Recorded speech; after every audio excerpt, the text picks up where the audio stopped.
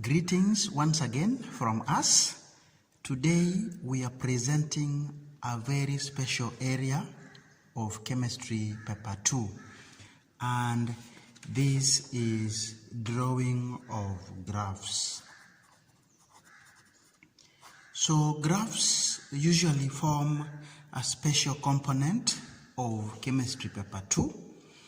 Some of the areas where you can be asked to draw a graph from include solubility and solubility curves. So the idea of solubility curves can come in form of a graph. But remember, this is a theory paper, so the tables to be used for drawing the graph will always be filled in the question paper.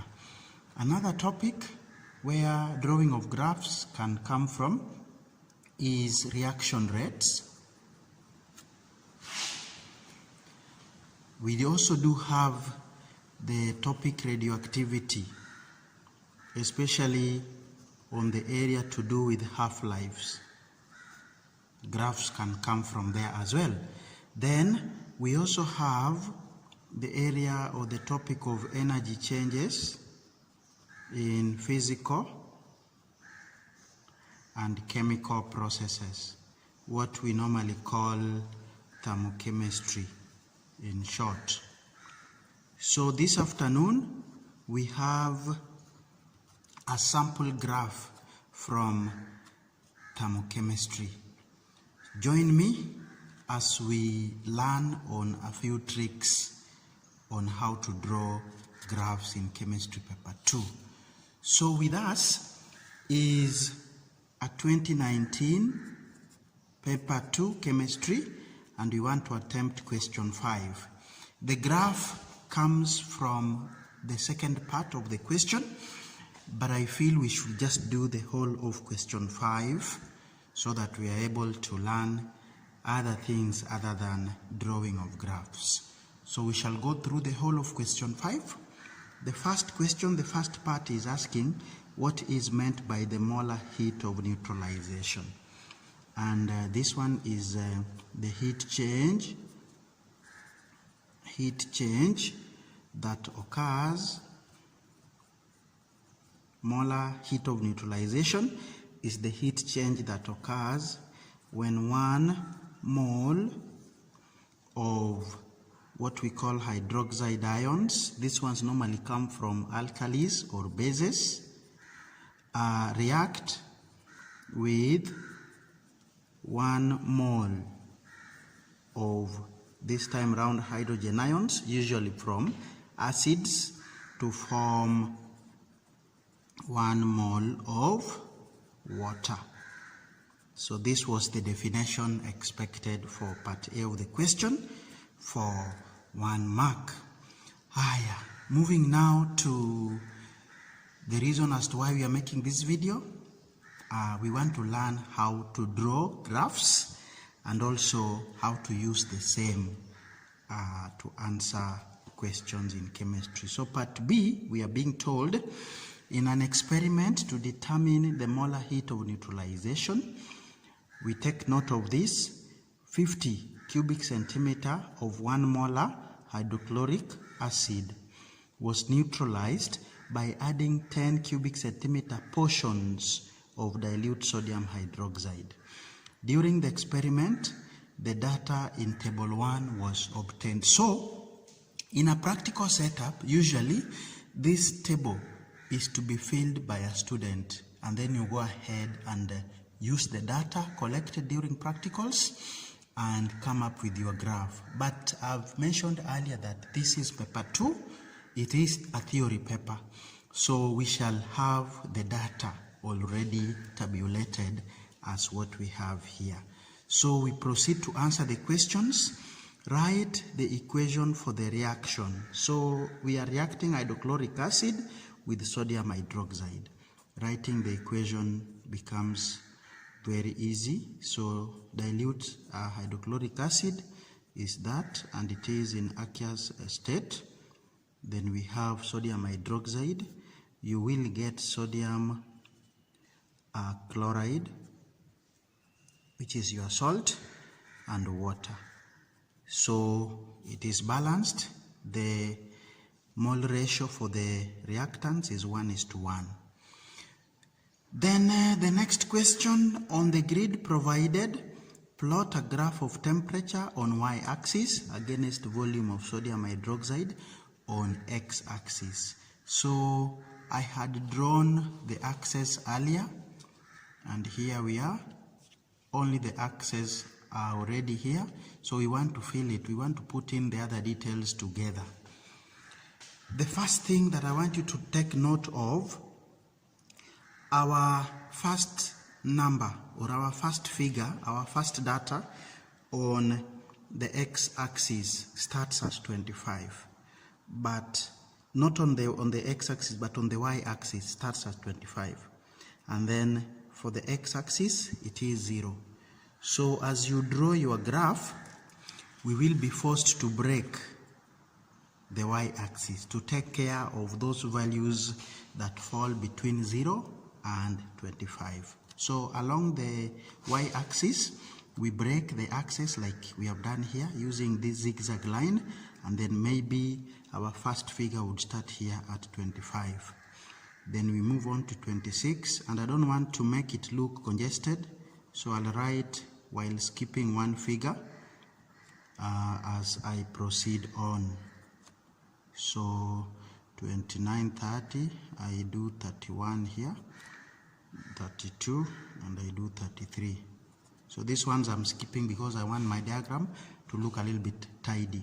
For the x-axis, the values are fewer, so I'll use a scale of 2 boxes for 10 units. And of course, for the x-axis, we have to start at 0 because that was the first reading. So from 0 we move to 10, to 20, to 30, to 40, to 50, to 60.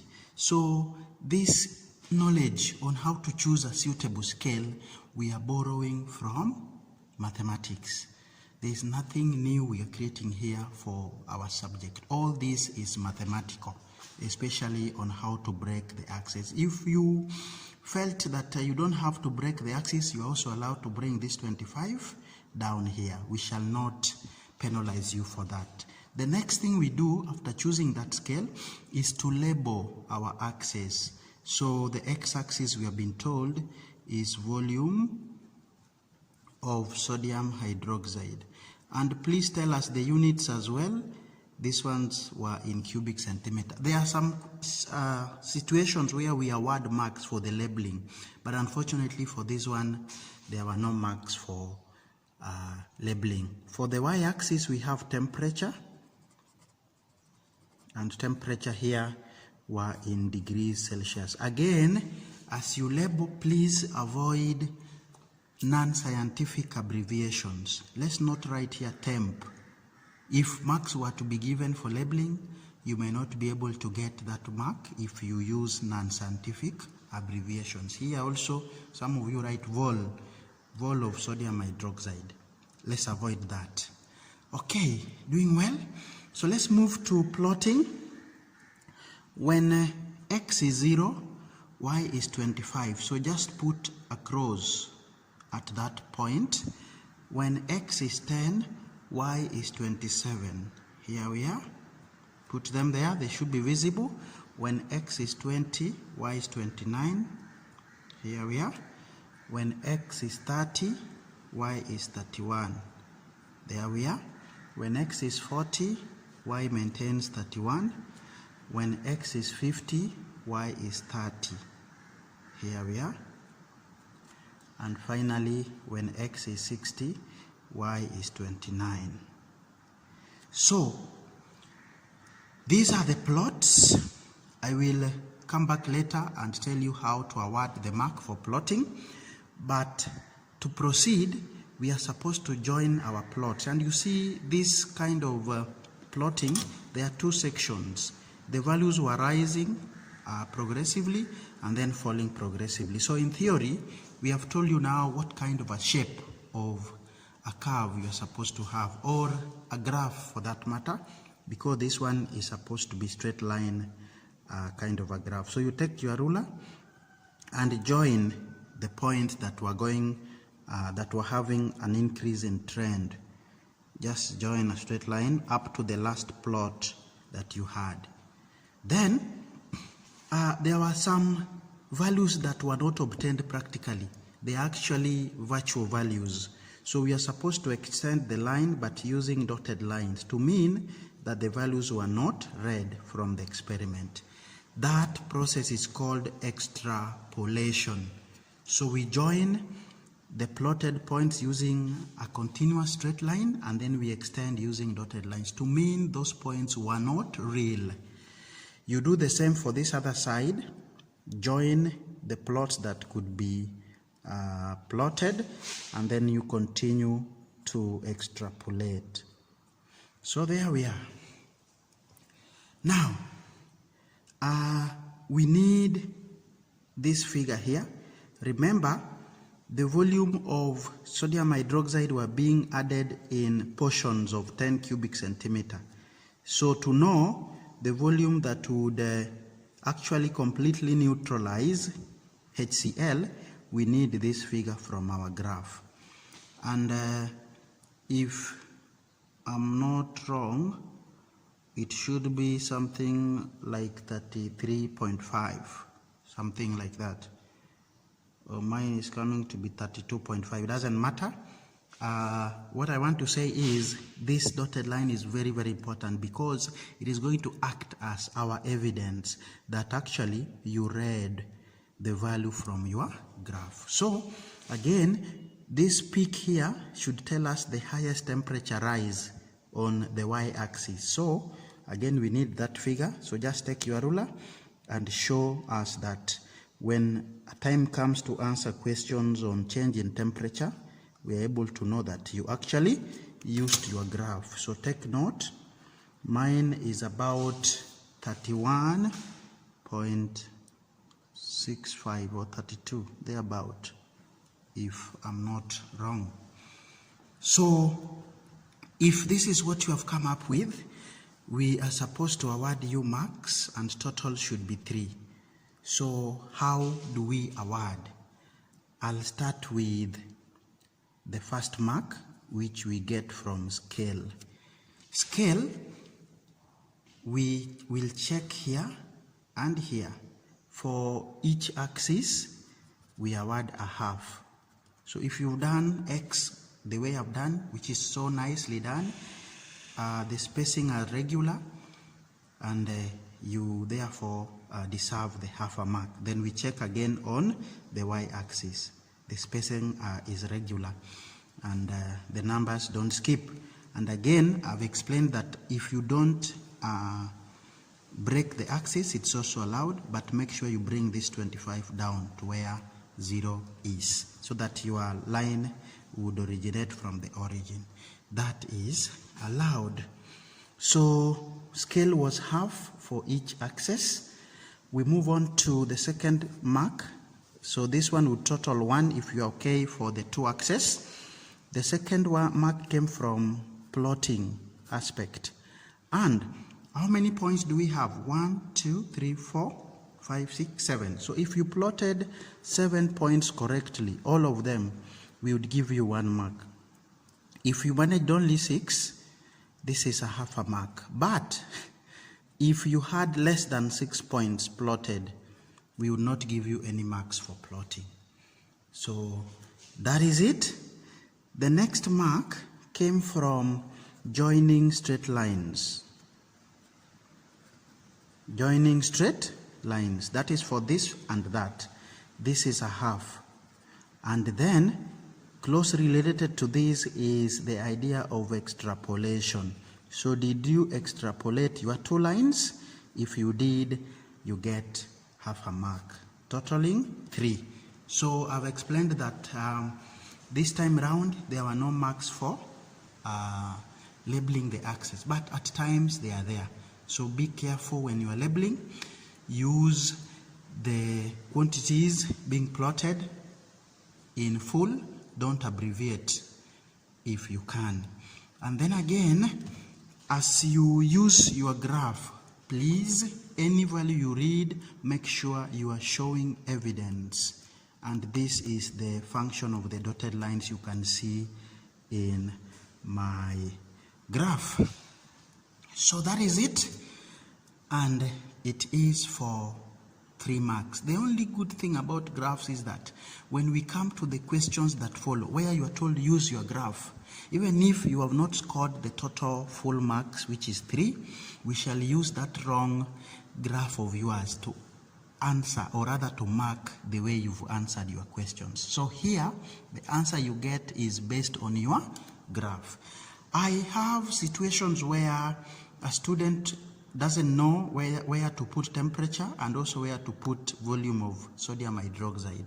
So you do volume here and temperature on the wrong axis, so that we have what we call interchanged variables. If you do that, we shall mark the normal way, but we penalize. So if you have interchanged, if you are interchanged the axis, we shall penalize you 1 mark. We shall penalize you 1 mark. So if all these other ones are correct, we are going to go ahead and mark and give you 2 out of 3. But I don't think you should make that mistake. You've been told plot a graph of temperature and they are specifying which axis to put it. Y against volume on X. So please, Y is the vertical, X is the horizontal. But suppose you do confuse them, again, I don't think there is need for worry. We shall go ahead and mark, and you only lose 1 mark. Let's proceed to see the questions that were following the graph. And here we are. The first question is, determine, and look at this, from the graph. So the volume of sodium hydroxide, which completely neutralizes 50 cubic centimeter of 1 molar hydrochloric acid. So this is our volume, the one we had noted here.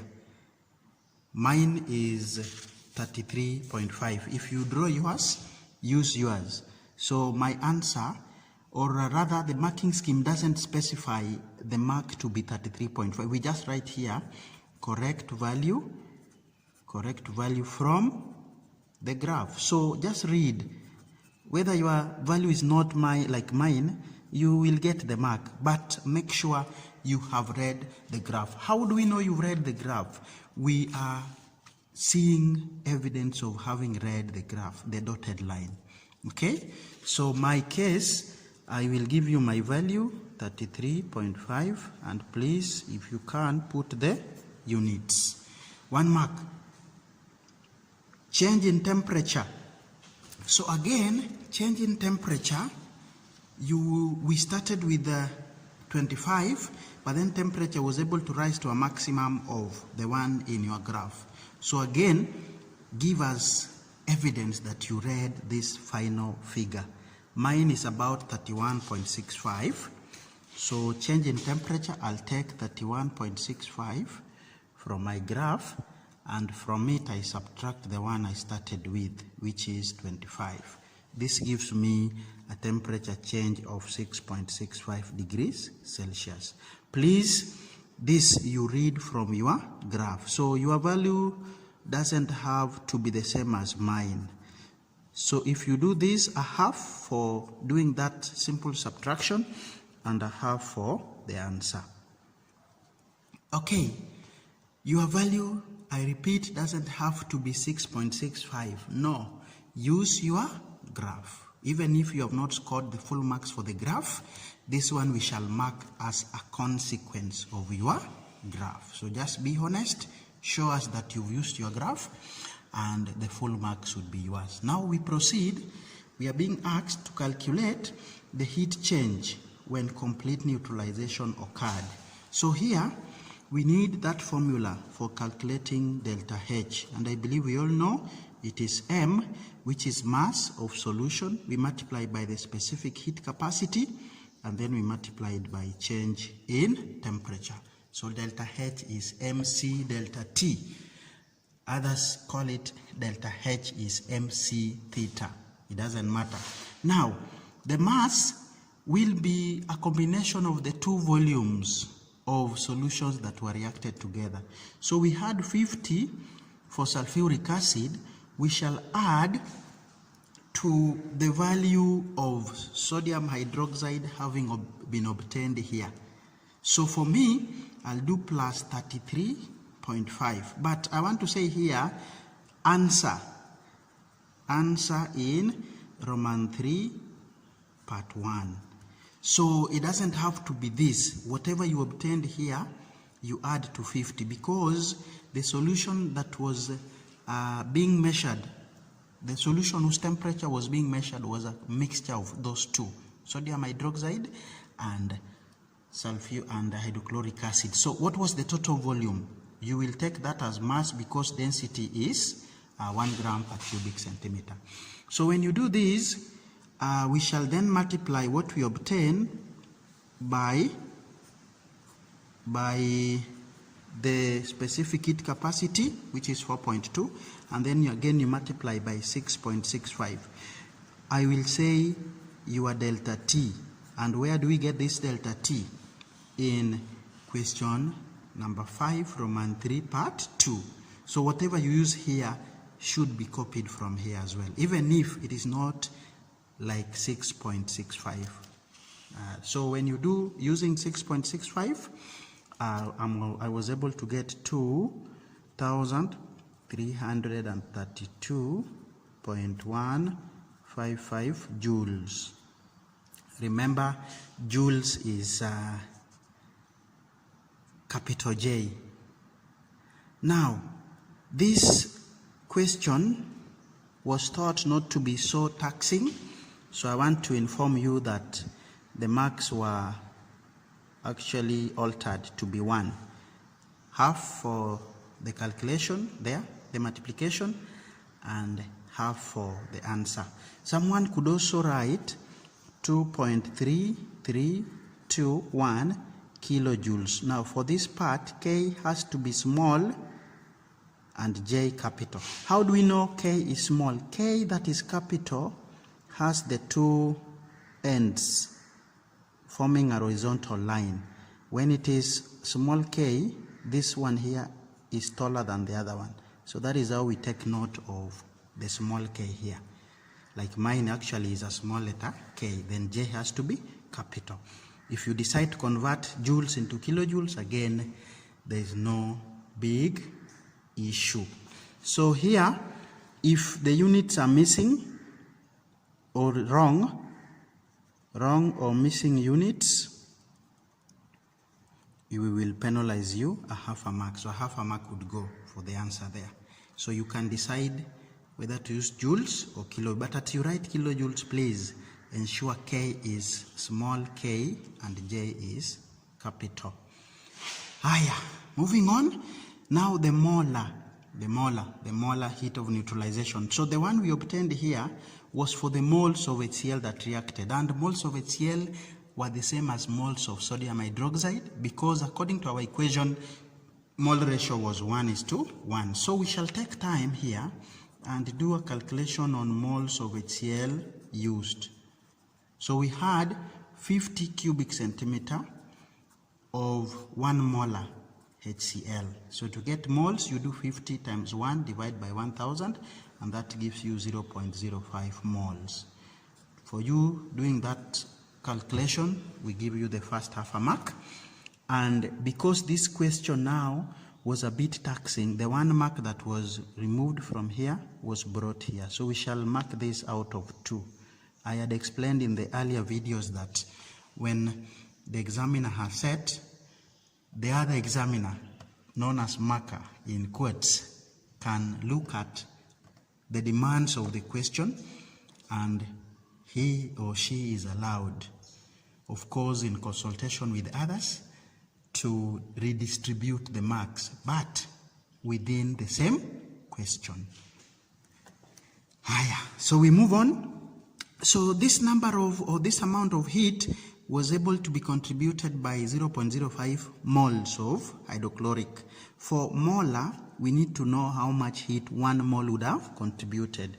So we shall take 2.3321, we divide by 0.05. I'll leave this as answer in part 4, Roman 1. So you pick your answer here, you divide by 0.05.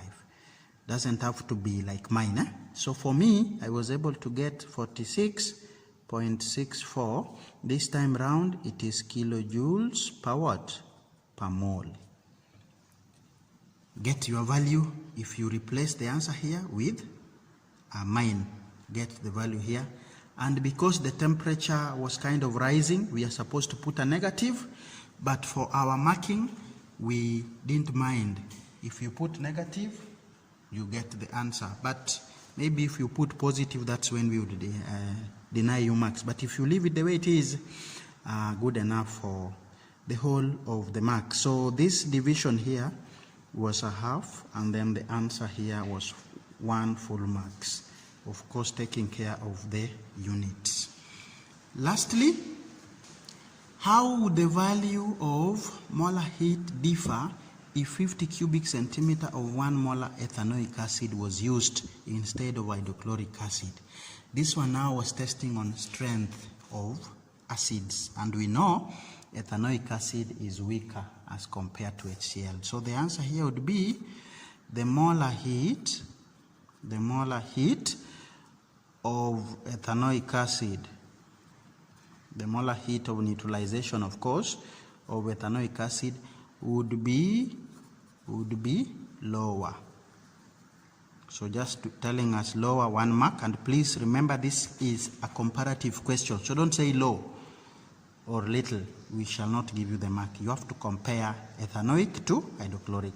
Then we go ahead and explain, give a reason. So we say that ethanoic acid is a weak acid for the other mark. Or another student will say that some of the heat was used to ionize the ethanoic acid. This one also would stand for ethanoic acid is a weak acid. We want to stop there, having learned something on how chemistry graphs are drawn. The baseline is the information we use is borrowed from mathematics. And I forgot to include this in my explanation that graphs in chemistry, we do not need title. So don't give us the title. Again, we are able to actually interpret your scale when we look at the axis. So you do not have to again write for us the scale you have used. I wish you the best and thank you for being with us.